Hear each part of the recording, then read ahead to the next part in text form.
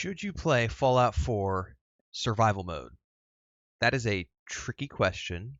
I personally do not play it on survival mode as of this time, although I might at some point down the road try it.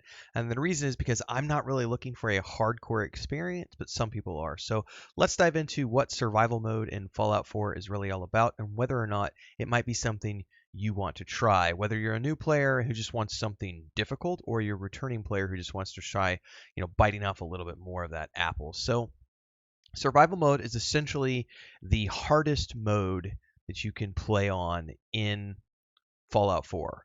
It replaced the original survival difficulty, which has now been renamed very hard as of March 29th, 2016. And you can only start a survival-based game from the options menu. You have to go to the options, put it on survival mode first, and then actually start your new game, because there are some weird restrictions that come into play regarding quick saves and everything else, and that's where the survival mode really kinds of turn things up a notch into the hardcore mode. So in survival mode, autosave and manually saving from the menu are disabled once you start the game. So the only way you can actually save the game is to sleep in a bed, on a mattress, or in a sleeping bag. The last two of which are a little risky sometimes, but beds are generally a safe bet. You can still do the exit save, but it only works on a one-time thing, because as soon as you load back in, that exit save disappears. So you just pretty much beds, mattresses, any place where you can sleep, that's where you're going to have a save point. So it's kind of like, having to manually save things like old school. Ammo actually has weight in survival mode. So if you're playing in any of the other modes, ammo doesn't weigh anything, but it does weigh. And in the case of getting over encumbered in survival mode, you actually have an endurance and agility hit by 2 points. There's also fatigue. There's periodic damage, which can cripple your limbs.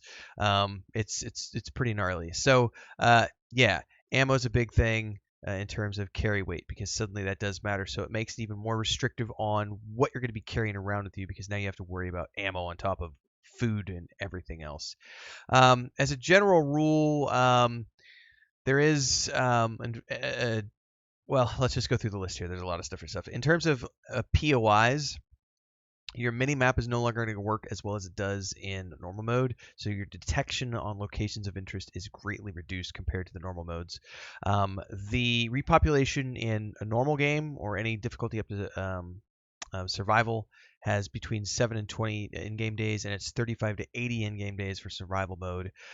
There's more enemy frequencies as well as greater stronger enemies spawning. So there's just more enemies overall, but also greater chances of stronger enemies.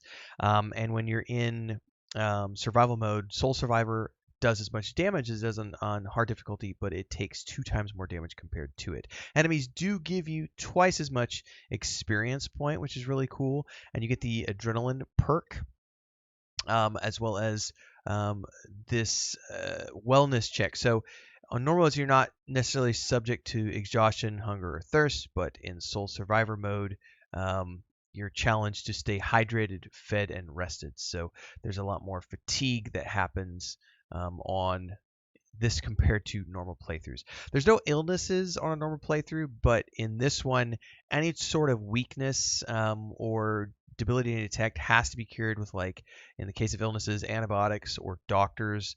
You'll also have to use stim packs to remove crippling effects, because crippling limbs don't auto heal. So normally you could just sort of wait and they'll auto heal up, but they don't do that in survival mode. You have to either visit a doctor, sleep, or use a stim pack.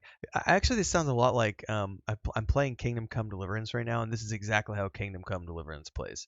Like, you can only manually save at the there are some potions, but really you're manually saving at inns and sleeping bags. So it sounds very similar to here. When you're healing radiation in normal game, there's no negative side effects to using Radaways, but they do cause fatigue and vulnerability to illnesses, which is a temporary effect, but that does affect you in the survival mode. And while refreshing beverages heal radiation damage up to 1,000 rads, in normal mode, in survival mode, they heal radiation damage instantly, but only for 100 rads with no negative side effects. Food stim packs and Radaway heal instantly in the normal mode. Here, it's restorative items that recover HP at a significantly reduced rate. The ammunition thing The other thing to think about too is there's ill effects from encumbrance, so safe carry weight is significantly reduced for everybody.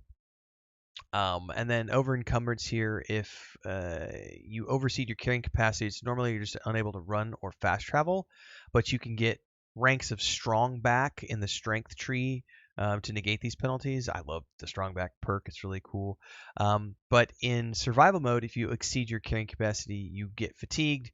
You get the agility and endurance reduction I talked about, periodic limb damage. However, if you get to rank 4 in strong back, you will negate those side effects. So it pays to put points into strength and get that perk up.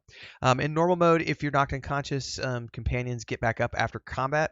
But if that happens in survival mode, companions do not get back up. They have to be healed first, or they will return to their designated settlement.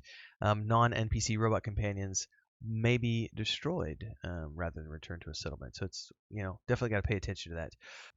Quick commercial break, everyone, to celebrate and give thanks to all of these amazing people who keep me on the air full time. Really appreciate the support. All you got to do is join as a member. You get access to private videos. You can also do super thanks on any upload or super chats and stickers on any live stream or premiere you see. And beyond that, don't forget we're multi-streaming over on Twitch now, so you can support over there as well. Thanks so much to everybody. Let's get back to the video at hand. In normal mode, there's no limits on the overall workshop inventory capacity, but you do have a reduction on that in survival mode, which can affect the availability of things like food and water and so on and so forth. So really it just comes down to how big of a detriment do you want? Like how much of a hardcore challenge do you want? Because for me, the ammo thing, and I could see it like weight is always an issue. I struggle with weight in normal mode.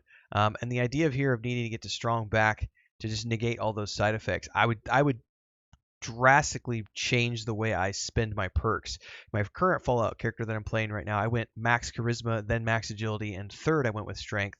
I think I would end up going full strength out of the gate with the character in survivor mode until I got the strong back rank 4, which takes quite a bit because you got to get up to level 6, I think, in strength, and then you got to get 4 ranks. It's a lot, but it sounds like it's totally worth it. So survival mode, Fallout 4, it offers a different perspective to the game, turning this into more of a hardcore survival game than a normal, just sort of open-ended, open world RPG. So if you want that kind of a challenge, this is everything you need to know about that, whether you're a new player or returning player. Just remember that it can only be turned on from the options before you start a new game, and once you're in, there's no saving at all other than the beds. So keep that in mind. Watch your ammo. Don't get over encumbered. Try not to get fatigued. Don't let anybody touch you. Don't get bit.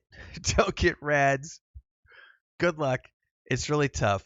I'd love to hear about your survival playthroughs. I know some people are doing them right now. I'm not. I'm just doing a normal Fallout 4 playthrough. So hopefully see you in the next video or guide.